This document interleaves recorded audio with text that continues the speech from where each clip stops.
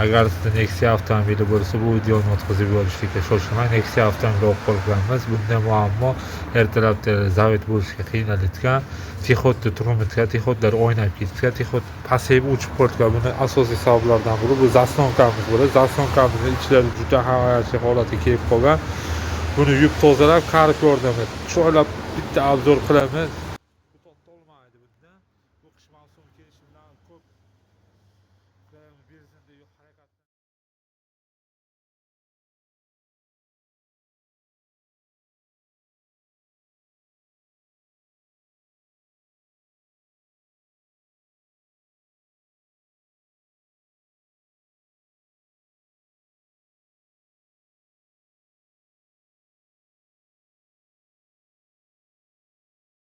Evet qiling.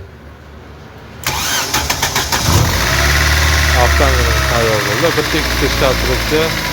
Navbatdagi xizmatga qoldiramiz. Bemalol aloqaga chiqishdan motor xabar bo'yicha